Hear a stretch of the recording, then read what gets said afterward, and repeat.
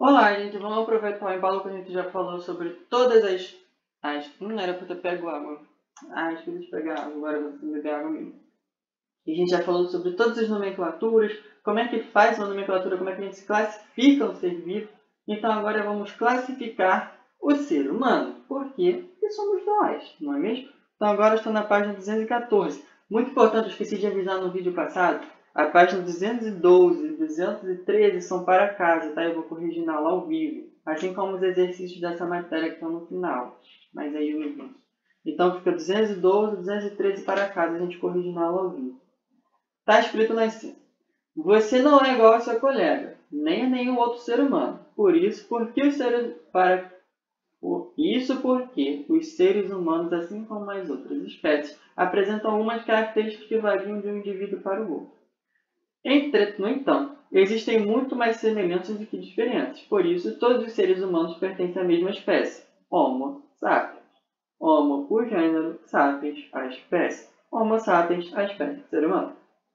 Ao longo do seu estudo, você aprendeu algumas características dos animais e dos cordatos. Agora vamos conhecer um pouco sobre os outros níveis de classificação biológica dos seres humanos. De novo, abre o livro aí e vamos usar 214 e 215 ao mesmo tempo.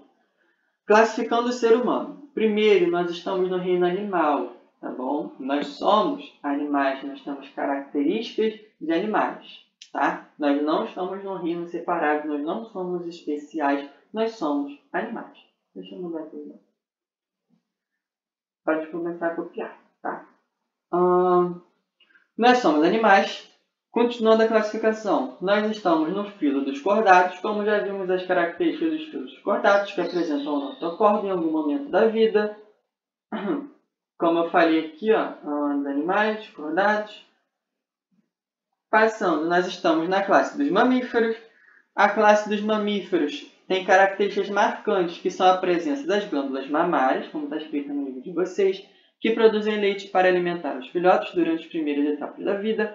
Além disso, observa-se a presença de pelos e ao menos algumas etapas do ciclo da vida, e a fecundação e desenvolvimento do embrião geralmente ocorre no interior do corpo da fêmea. Pode sublinhar isso aí tudo.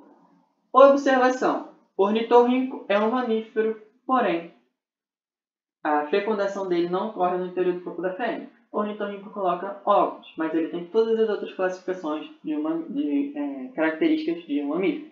Tá bom? Só vai ter observação para vocês se atentarem. Porque o ornitorrinco é sempre um animal à parte, né? Sempre um serzinho especial, tá aí só para dificultar a nossa vida. Classe ordem. Estamos nas ordens dos primatas. Lá em cima na 215 está escrito. Além dos seres humanos, os primatas incluem os chimpanzés, os gorilas, os saguis, os babuínos e os lêmures.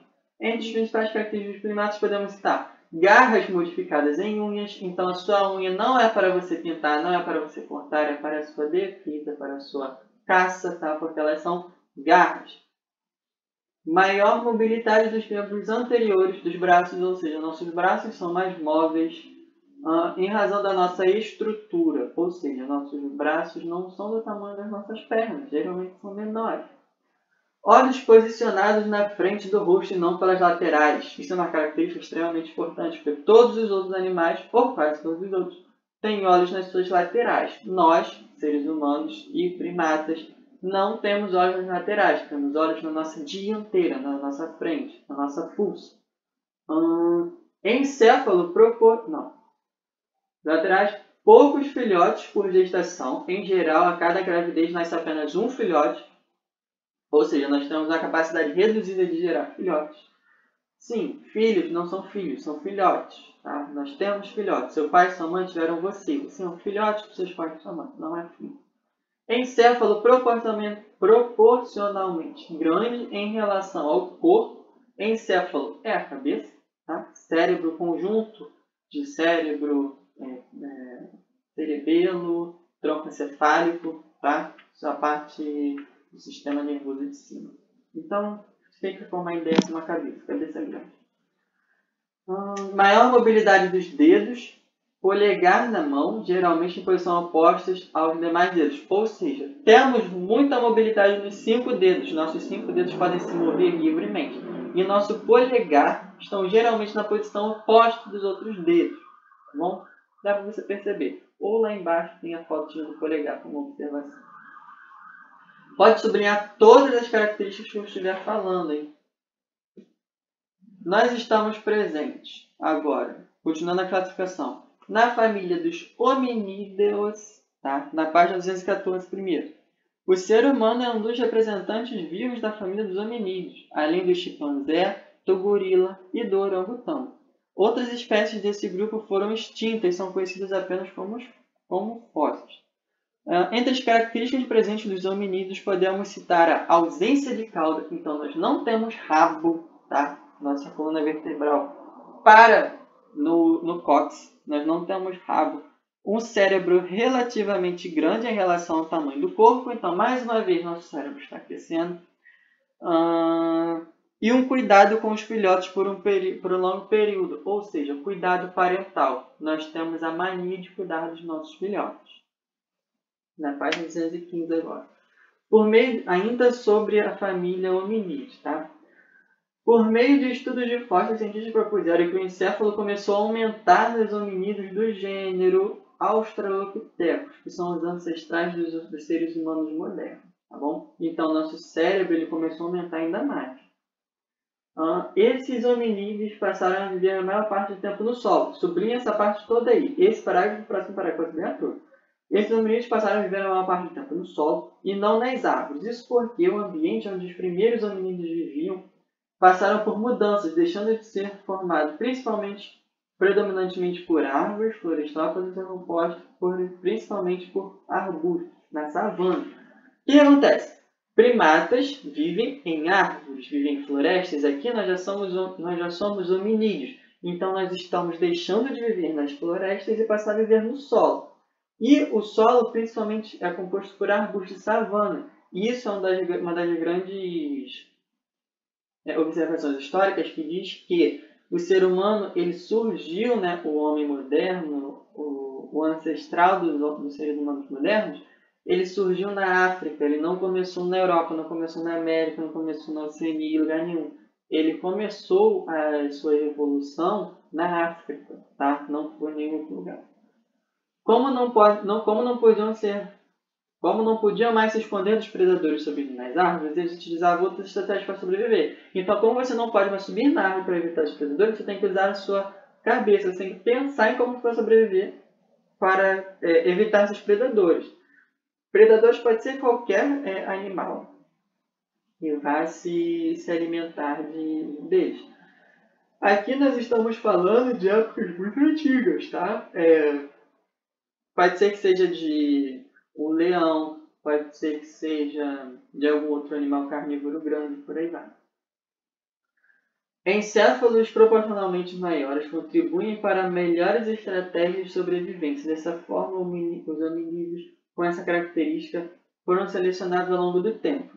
Ou seja, conforme o nosso encéfalo vai aumentando, nós podemos pensar melhor, nós podemos raciocinar melhor. Isso vai trazendo para a gente estratégias de sobrevivência, para que a nossa espécie consiga continuar povoando o mundo. Ok? Espero que todos estejam acompanhando. Agora entramos no gênero Homo.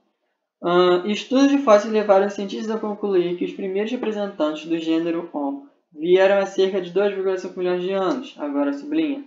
Os representantes desse gênero são classificados pelo desenvolvimento do encéfalo. Então, nosso encéfalo está crescendo gradativamente. O andar bípede, ou seja, nós andamos sobre duas patas, dois membros inferiores, tá?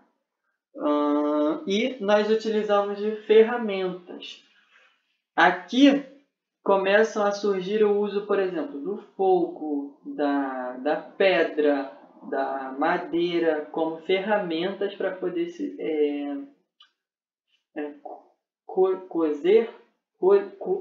cozinhar alimentos. Me fugiu a palavra. Cozinhar, gente. Preciso cozinhar na cabeça. Tá. Deu para entender? Então, o gênero Homo, então, vou repetir, apresenta o aumento do encéfalo, andar bípede, nós andamos sobre duas patas, sobre dois membros, tá? E o uso de ferramentas. Aí eu botei como observação o polegar para vocês verem e vocês lerem sozinhos. Vamos para a página 216 agora, que é a evolução do ser humano. Está escrito lá em cima. Quando citamos a evolução, estamos nos referindo a transformações pelas quais as espécies passam ao longo do tempo. Pode sublinhar até aí. Essas transformações modificam as espécies existentes e podem dar origem às novas. Com base no estudo dos fósseis, pode sublinhar aí. Com base no estudo dos fósseis e em outras técnicas, os cientistas acreditam que o ser humano moderno surgiu no continente africano, de novo ele falando, por volta de 150 e 200 mil anos atrás. Entre os fatores que influenciam a evolução humana e de seus ancestrais estão, sublinhando de novo, as alterações ambientais e naturais, as mudanças nos hábitos alimentares e de vida de sociedade que favoreceram a evolução da encéfalo e da inteligência humana e da nossa complexa comunicação. Vamos destrinchar agora, por parte do que está aqui no slide, tá? Número 1. Alterações ambientais que provocam mudanças, por exemplo, na pele e no cabelo. Ou seja, de acordo com o clima e com o ambiente que nós vivemos, nós podemos ter alteração na nossa pele e no nosso cabelo. Primeiro, a coloração da nossa pele, que pode ir da pele mais branca à pele mais preta. Quanto mais preta for a pele, maior a resistência você vai ter com o sol, tá bom? Cabelos é a mesma coisa, cabelo da nossa cabeça. O cabelo da nossa cabeça não é para enfeite, não é para você ir no salão cortar, fazer luzes, fazer, sei lá, o que mais você fala no salão, alisar, passar prancha, não. O cabelo da nossa cabeça serve para proteger a nossa cabeça do sol. Quanto mais crespo for o meu cabelo, mais proteção eu vou ter com o sol. Quanto mais liso for o meu cabelo, menos proteção eu vou ter com o sol. Por isso, pessoas que nascem na África, ou os primeiros seres humanos, como nós estamos estudando aqui, que surgiram na África, eles teriam a característica da pelugem mais crespa, tá bom? Da pele escura. Eu, por exemplo, que tenho a pele clara e o cabelo liso, tenho a característica de ter vindo de ambientes com menos raios solares, com pouca incidência de raios solares, tá bom? Segundo pontinho. As mudanças de hábitos alimentares, ou seja, quando nós passamos a nos alimentar de todos os seres vivos, plantas, animais, fungos, tá? Não só de um tipo. Número 3 agora. Vida em sociedade, fazendo o desenvolvimento do cérebro e a inteligência, como também a comunicação, tá bom? Conforme nós vamos aumentando o nosso cérebro, nós vamos conseguindo raciocinar melhor e vamos pensando mais. Isso faz com que a nossa inteligência aumente e a gente tenha uma necessidade de se comunicar com o outro, de conversar com o outro e trocar experiências. Por que você está fazendo isso, está dando certo, então você me ensina para eu fazer isso, dá certo também. Assim como eu fiz outra coisa, essa outra coisa deu certo para mim. Eu posso te ensinar e assim nós vamos trocando experiências, tá bom? E número 4, o andar bípede, que é uma característica que nos difere muito dos outros primatas, que também nos dá a postura ereta. Vamos ler o que está escrito no livro de vocês agora. Andar sobre duas pernas. Se você observar ao seu redor, verá que não existem outros animais capazes de se locomover dessa maneira por longas distâncias. Isso porque, pode sublinhar agora, essa é uma característica marcante dos seres humanos, que nos distingue dos outros demais primatas. A postura ereta, se locomover e o fato de serem bípedes, ou seja, apoiarem apenas sobre dois membros, as pernas. Tanto faz dois membros pernas ou dois membros patas, eu aceito dos dois jeitos. O nosso andar bípede nos proporcionou a nossa postura ereta. Os primatas, eles conseguem andar bípede também, eles conseguem andar sobre duas patas, sobre duas pernas. Só que eles não sustentam essa pose, eles não se mantêm bípedes por muito tempo, eles precisam se apoiar nas mãos também. Igual que está escrito aí embaixo no andar bípede. Há várias hipóteses para que a explicação das vantagens do modo de locomoção bípede. Uma delas, pode sublinhar, afirma que o andar bípede... Uma delas afirma que andar sobre as pernas possibilitou que as mãos ficassem livres para, por exemplo, carregar alimentos. Então aqui, se eu estou andando sobre duas pernas, eu tenho minhas mãos livres, as minhas mãos elas conseguem fazer diversas outras coisas que eu não conseguiria se eu andasse sobre os quatro membros. Deu para entender? Como, por exemplo, eu consigo andar e carregar um alimento. Um macaco, por exemplo, um primata, um orangotango, um mico, um gorila, Eles conseguem fazer isso, só que eles têm que parar, deixar o alimento no chão, depois voltar, entendeu? Ou comer e depois voltar a andar sobre as quatro patas, que eu não. Eu consigo fazer isso livremente.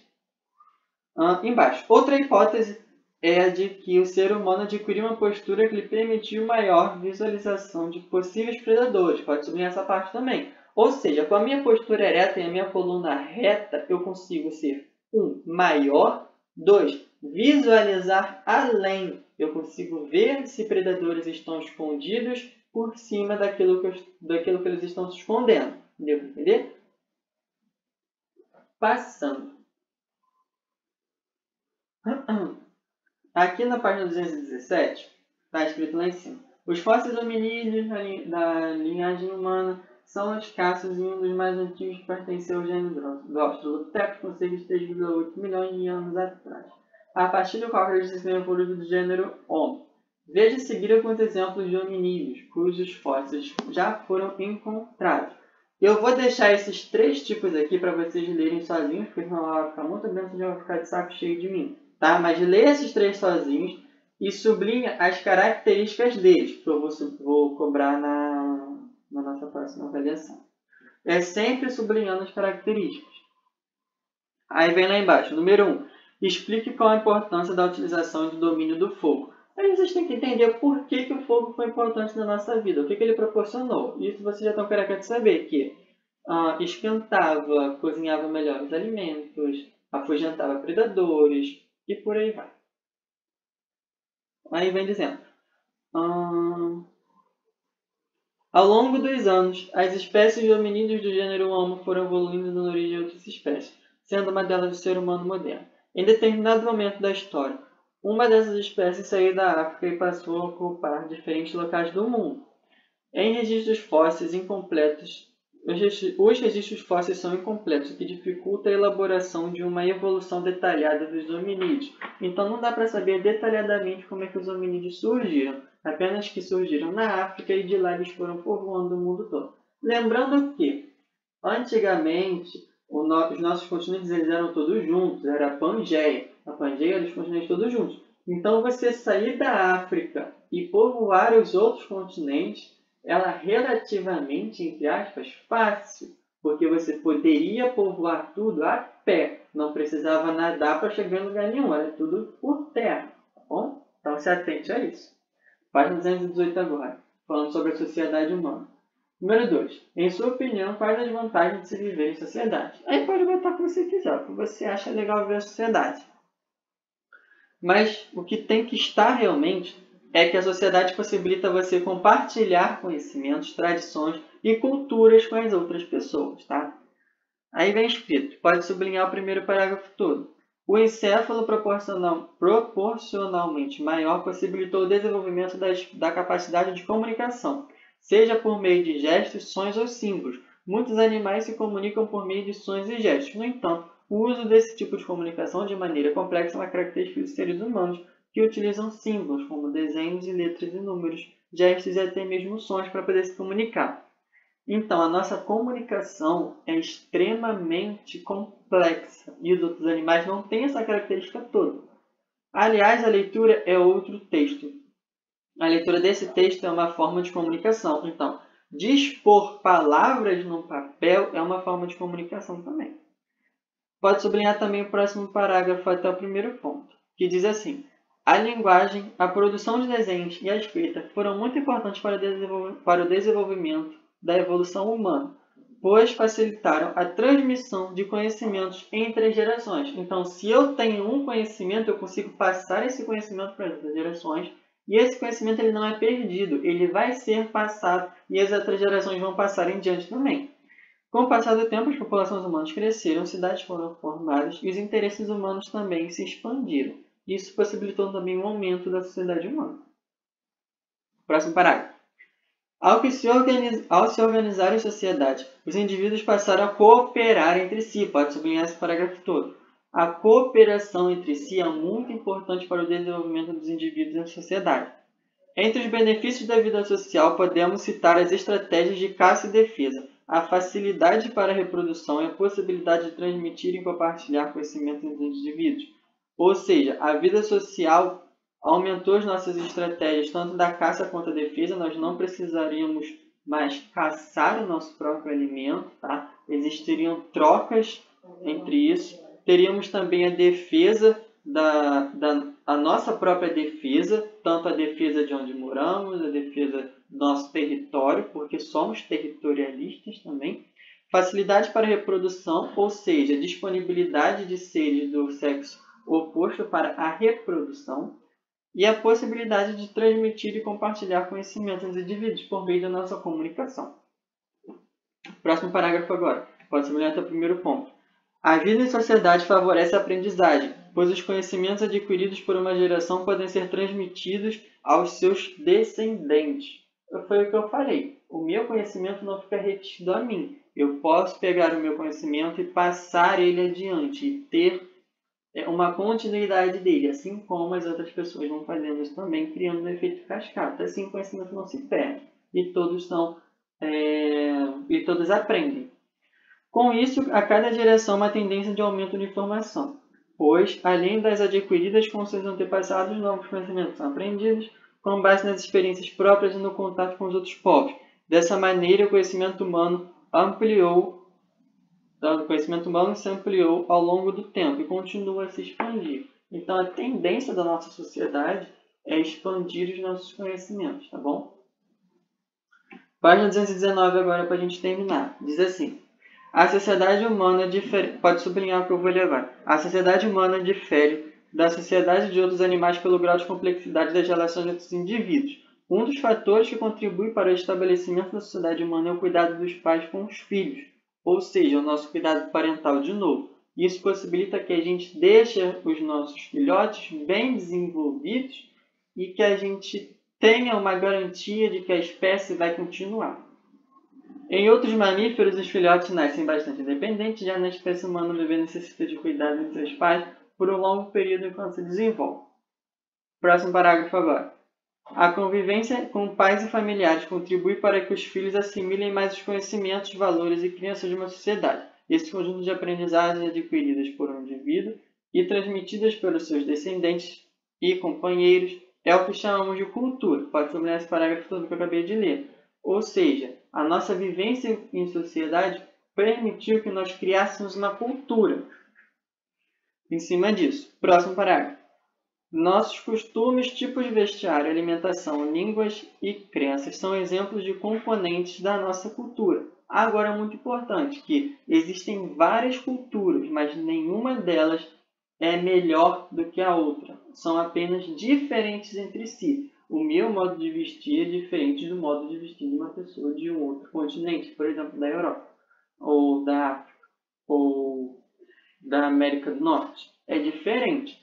E eles também são diferentes de mim. Isso não quer dizer que eu seja melhor ou pior do que eles. Só quer dizer que nós temos costumes e culturas diferentes. E mesmo assim conseguimos viver e prosperar em sociedade. Mesma coisa aqui com relação dos índios. Não é porque os índios têm culturas diferentes, crenças diferentes, que eles são menos do que as pessoas do restante do mundo. São apenas diferentes. E para terminar, o desenvolvimento da tecnologia também está relacionado com a comunicação dos seres humanos. Isso porque esse desenvolvimento só foi possível graças ao acúmulo e crescimento de conhecimentos a cada geração. Exemplos disso são a agricultura e a tecnologia na área empregada. Então, a comunicação ela ajudou também o crescimento da tecnologia. Por quê? O que eu consigo construir não para só comigo. Eu posso ensinar outras pessoas a construir também. E por aí vai. E cada pessoa vai aperfeiçoando aquilo que você construiu e vai tendo uma troca de informação. E esses avanços vão sendo cada vez maiores. E o exemplo disso é a agricultura, que a gente começa tendo aquela agricultura básica e hoje em dia temos tratores trabalhando na agricultura. O avanço nos meios tecnológicos para a agricultura foi enorme. Diz aí nos balãozinhos. Há cerca de 11 mil anos o ser humano percebeu que poderia plantar sementes de alguns vegetais, aumentando dessa forma a disponibilidade de alimentos. Então, 11 mil anos eram plantadas sementes de alguns vegetais. Ao longo dos anos, o ser humano desenvolveu instrumentos para facilitar o trabalho e melhorar a produtividade. Então, a partir daí, tudo começou com plantar algumas sementes. Depois vieram algumas ferramentas que possibilitaram o solo a melhorar a sua produtividade.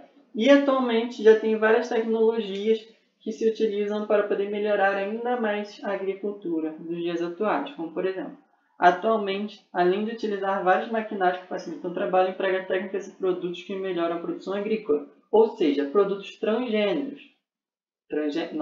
Produtos transgênicos, tá? Terminamos por aqui, tá? A página 220 para casa. A gente corrige tanto as páginas de antes quanto essa 220 na aula ao vivo.